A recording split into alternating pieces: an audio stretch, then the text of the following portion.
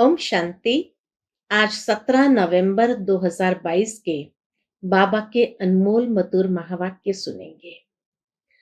आज की मुरली में बाबा कहे, बच्चे तुम जब बाबा कहते हो तो बड़ा सुख का अनुभव करते हो। जब भक्त भगवान, ईश्वर, प्रभु आदि कहते हैं तो वो सुख का अनुभव नहीं होता है।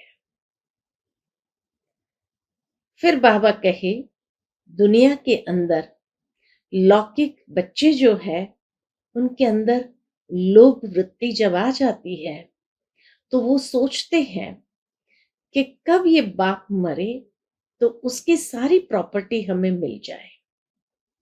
लेकिन यहां बाबा कहे, तुम बच्चे ऐसा सोच नहीं सकते हो, क्योंकि तुम जानते हो कि बाप बेहद का बाप है। सिर्फ संगम युग पर आते हैं और सारा वर्षा हमें दे करके जाते हैं। इसलिए हमें पुरुषार्थ करना है और हमारा पुरुषार्थ है बाबा की श्रीमत पर एक्यूरेट चलना, हर श्रीमत का पालन करना, आज्ञाकारी बनना। तो सुनते हैं बाबा के मधुर महावाक्य। ओम शांति। मीठे बच्चे, तुम्हें जितना बाबा कहने से सुख फील होता है उतना भक्तों को भगवान व ईश्वर कहने से नहीं फील हो सकता। प्रश्न है आज की मुरली से, लोभ के वश लौकिक बच्चों की भावना क्या होती जो तुम्हारी नहीं हो सकती? उत्तर है, लौकिक बच्चे जो लोभी होते वह सोचते हैं कि कब बाप मरे तो प्रॉपर्टी के हम मालिक बने। तुम बच्चे बेहद के बाप के प्रति ऐसा कभी सोच भी नहीं सकते, क्योंकि बाप तो है ही अशरीरी। यहां तुमको अविनाशी बाप से अविनाशी वर्षा मिलता है। आज की मुरली से पहले गीत बजा है, मुखड़ा देख ले प्राणी जरा दर्पण में, कितना पाप है कितना पुण्य है। ओम शांति। ओम शांति। जब दो बारी कहे तो एक बाबा कहते हैं, एक दादा कहते हैं। एक को आत्मा, दूसरे को परमात्मा कहा जाता है, अर्थात परमधाम में निवास करने वाले हैं, इसलिए उनको परम आत्मा परमात्मा कहा जाता है। अब आत्मा और परमात्मा का संबंध क्या है? एक बाप और अनेक बच्चे हैं। मनुष्य जब पुकारते हैं तो अंग्रेजी में भी कहते हैं ओ गॉड फादर, तो पिता हुआ ना। सिर्फ परमात्मा व प्रभु ईश्वर आदि कहने से इतना मजा नहीं आता। बाप कहने से सुख मिलता है। पारलौकिक बाप है ही सुख देने वाला। तब तो भक्ति मार्ग में इतना याद करते हैं। गॉड फादर अर्थात वह हमारा पिता है। यह भी कहते हैं हम सब ब्रदर्स हैं, ब्रदरहुड कहते हैं। यह भारतवासी जब कहते हैं हम सब भाई भाई हैं तो आत्मा के तरफ ध्यान नहीं जाता, देह अभिमान में चले जाते हैं। यह समझते नहीं कि हम आत्माएं आपस में भाई भाई है। हम सबका बाप एक है। अगर परमात्मा सर्वव्यापी होता तो भाई भाई नहीं कहते। कितनी सुंदर बात बाबा ने कही, अगर परमात्मा सर्वव्यापी होता तो भाई भाई नहीं कहते, आत्मा ही समझकर भाई भाई कहते हैं। अभी तुम बच्चे बाप के सन्मुख बैठे हो और बाप तुमको पढ़ाते हैं। अब आत्मा कहती है हमको बाप मिला है, बाप मिला गोया सब कुछ मिला। बाप द्वारा वर्षा मिलता है। बच्चा पैदा हुआ और समझते हैं वारिस आया। बाबा कहने से ही बच्चे का वारिस बना सिद्ध हो जाता है। अक्सर करके बच्चियां माँ माँ कहती है, माँ तरफ जास्ती लव रहता है। बच्चा होगा तो बा बा कहता रहेगा। बच्चे का बाप के तरफ लव जाता है। माँ से वर्षा नहीं मिल सकता, बाप से वर्षा मिलता है। अब यहां तो तुम सब आत्माएं भाई भाई हो। तुम हर एक बाप से वर्षा ले रहे हो। बाप की श्रीमत है, हर एक अपने को बाप का बच्चा समझ और सबको बाप का परिचय देते रहे। बाबा की श्रीमत है कि हर एक अपने को बाप का बच्चा समझ और सबको बाप का परिचय देते रहे और सृष्टि चक्र का राज भी समझाए। बाप से ही स्वर्ग का वर्षा मिलता है। बेहद का बाप कहते हैं, तुम स्वर्गवासी थे, फिर तुम नरकवासी कैसे बने? 84 जन्मों का चक्र कैसे लगाया? यह है डिटेल की बातें। बाकी बाप ने पहचान तो दी है और बाप से जरूर सतयुग का वर्षा मिलेगा। अच्छा, किसको मिला हुआ है? सतयुग का वर्षा किसको मिला हुआ है? ये लक्ष्मी नारायण के चित्र खड़े हैं। इन्हों को बाप का वर्षा मिला है था, फिर कहाँ गया? ये लक्ष्मी नारायण का चित्र खड़े हैं। इन्हों को बाप का वर्षा मिला था, फिर कहाँ गया? यह है चक्र की बात। तुमको अभी सतयुग का वर्षा मिलता है, फिर पुनर्जन्म लेते लेते 84 जन्म तो भोगने ही है। अब तुमको नंबरवार पुरुषार्थ अनुसार 84 का चक्र बुद्धि में है और यह भी निश्चय है कि हमारा अंतिम जन्म है।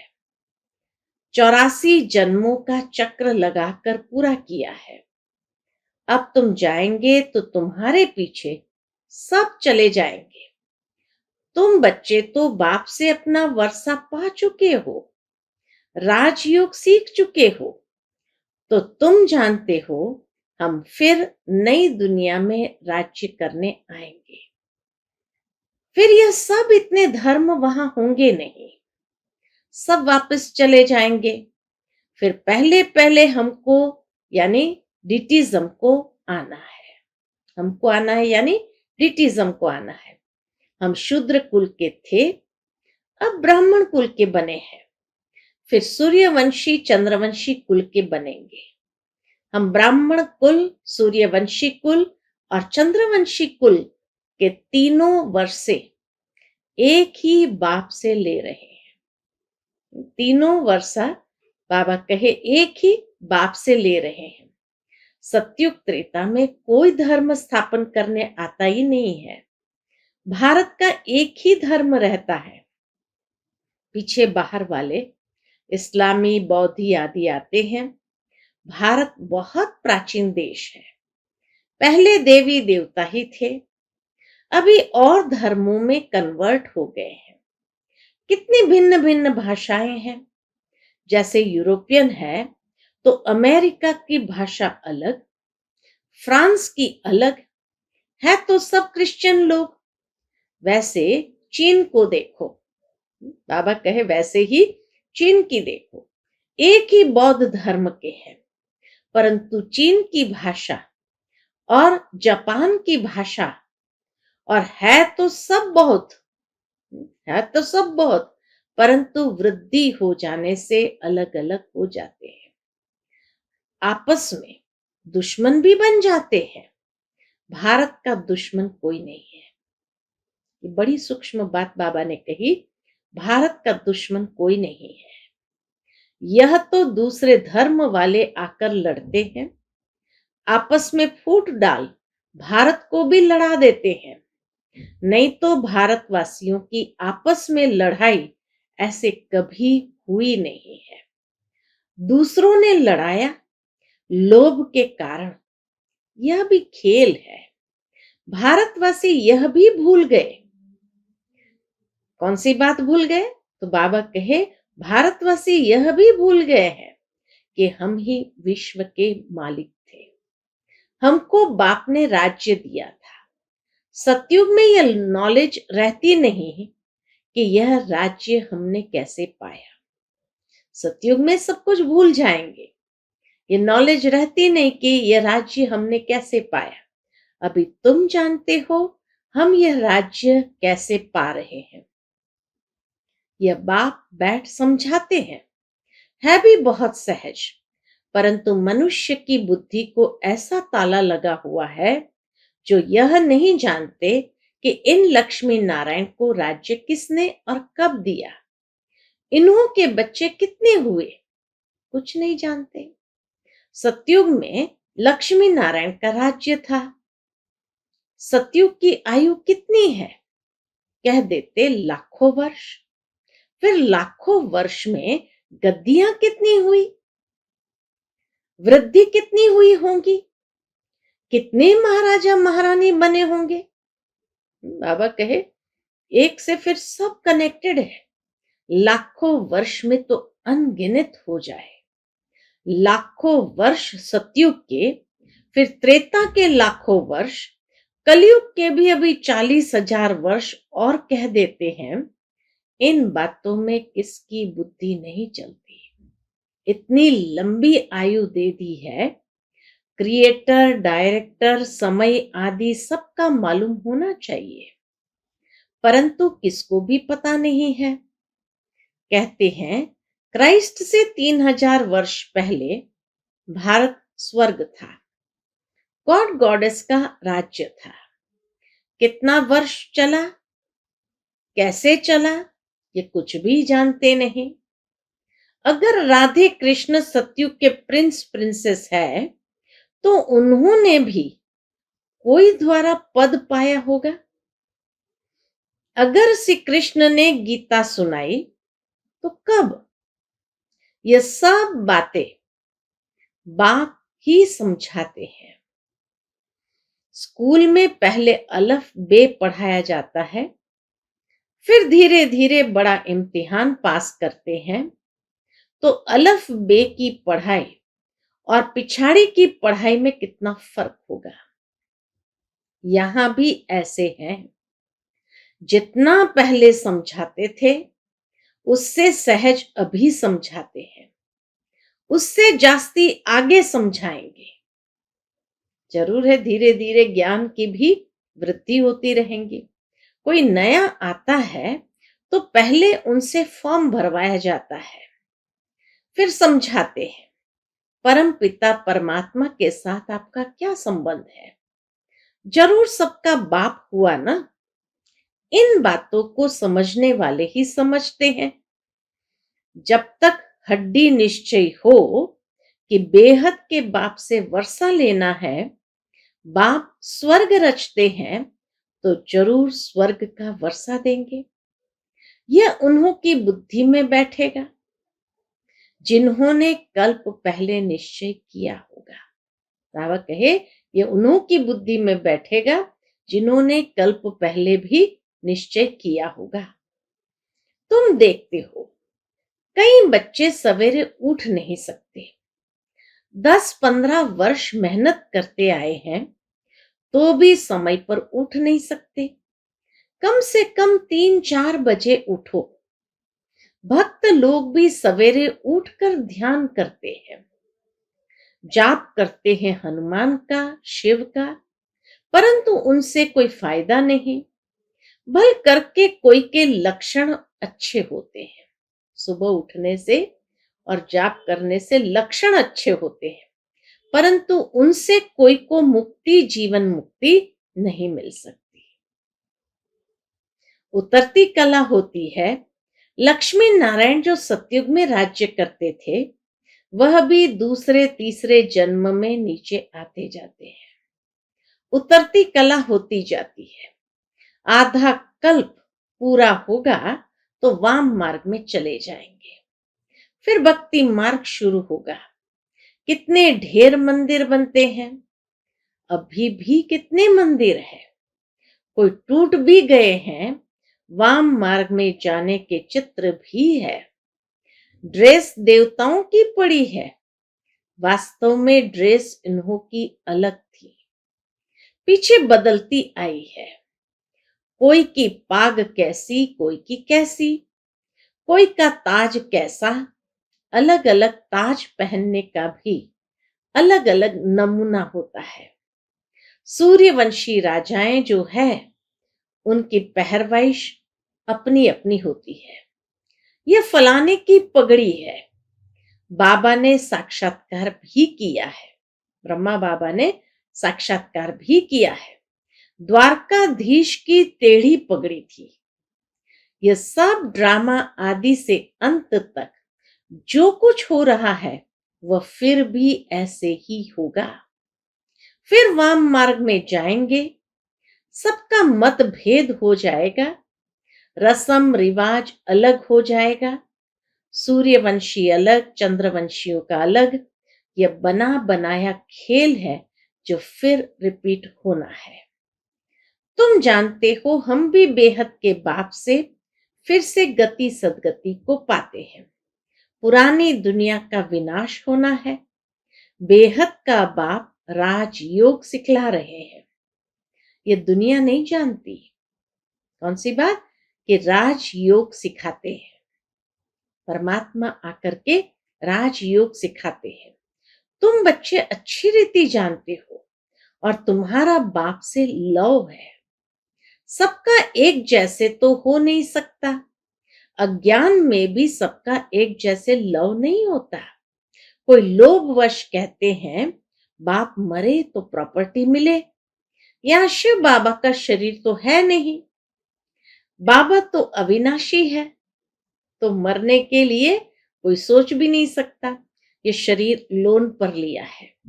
तुम जानते हो, हमने पूरे 84 जन्म लिए हैं।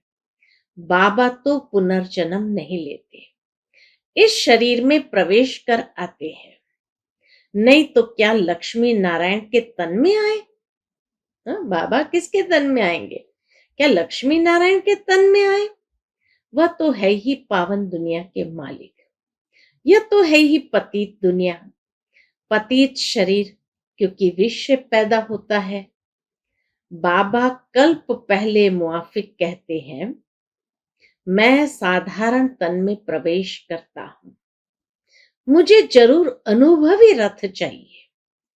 कोई अच्छे एक्टर होते हैं तो उनको अच्छा इनाम मिलता है। यह भी बाबा का रथ गाया हुआ है। ब्रह्मा द्वारा स्थापना, ब्रह्मा को बूढ़ा भी दिखाते हैं। प्रजापिता ब्रह्मा, विष्णु और शंकर का रूप ही अलग है। ब्रह्मा का रूप बिल्कुल ठीक है। बाप ने ही इनका नाम रखा है प्रजापिता ब्रह्मा। इसने पूरे 84 जन्म लिए हैं।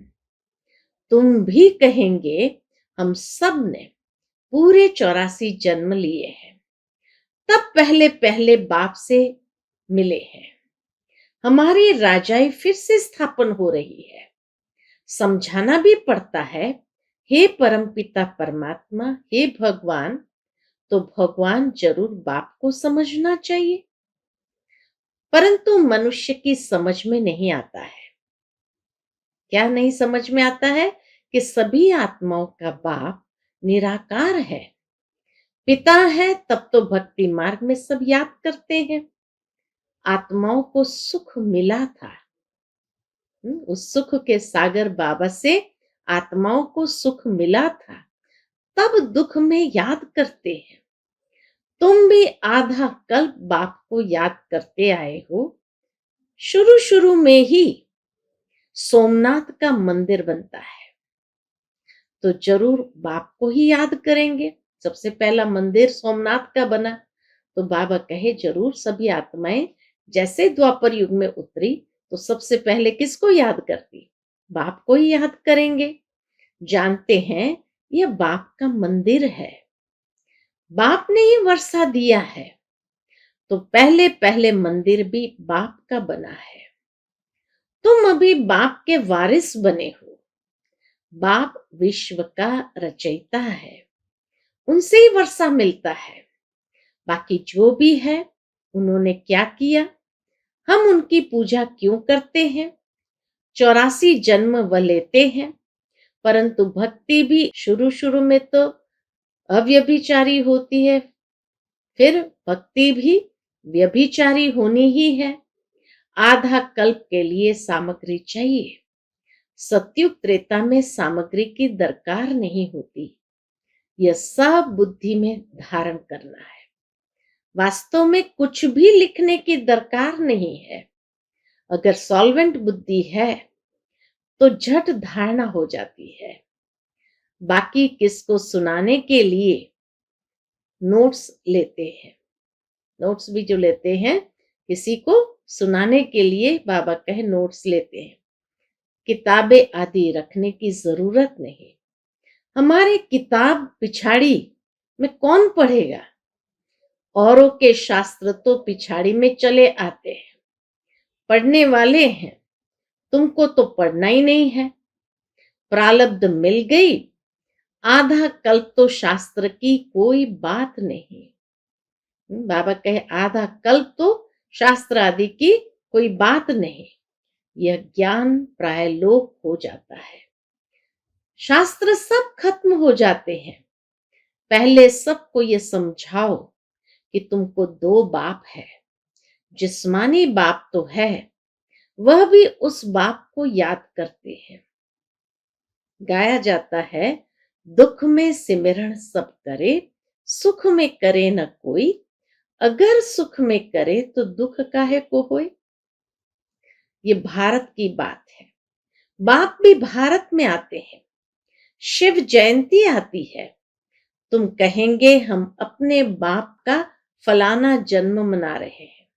इस साल 86वां जन्म जयंती मना रहे हैं शिव की। बल पूछे, ब्रह्मा कुमार कुमारियां है तो जरूर बाप आया होगा। यह है शिव का ज्ञान यज्ञ, तो ब्राह्मण जरूर चाहिए। ब्रह्मा कहां से आया? ब्रह्मा को एडॉप्ट किया, फिर बच्चे पैदा होते हैं तो भी इनके मुख कमल से रचते हैं। पहले सबको बाप का परिचय देना है। अच्छा, मीठे मीठे सिकिलदे बच्चों प्रति माता पिता बाप दादा का याद प्यार और गुड मॉर्निंग। रूहानी बाप की रूहानी बच्चों को नमस्ते। हम सब रूहानी बच्चों की रूहानी माता पिता बाप दादा को याद प्यार, गुड मॉर्निंग और नमस्ते। नमस्ते। शुक्रिया बाबा, शुक्रिया। आज की मुरली से धारणा के लिए मुख्य सार है। पहली पॉइंट, सवेरे सवेरे उठकर बाप को प्यार से याद करने की आदत पक्की डालनी है। कम से कम 3-4 बजे जरूर उठना है। दूसरी पॉइंट, बेहद बाप से सच्चा लव रखना है। श्रीमत पर चल पूरा वर्षा लेना है। आज का बाप दादा का मधुर वरदान हम बच्चों के प्रति है। कंपेनियन के साथ द्वारा सदा मनोरंजन का अनुभव करने वाले कंबाइंड रूपधारी भव। कंपेनियन के साथ द्वारा सदा मनोरंजन का अनुभव करने वाले कंबाइंड रूपधारी भव। जब भी अकेलेपन का अनुभव हो तो उस समय बिंदु रूप को याद नहीं करो, वो मुश्किल होगा, उससे बोर हो जाएंगे। उस समय अपने रमणीक अनुभव की कहानी को स्मृति में लाओ। अपने स्वमान की प्राप्तियों की लिस्ट सामने लाओ। सिर्फ दिमाग से याद नहीं करो, लेकिन दिल से कंपेनियन के साथ कंबाइंड बन सर्व संबंधों के स्नेह का रस अनुभव करो। यही मनमना भाव है और यह मनमना भाव होना ही मनोरंजन है।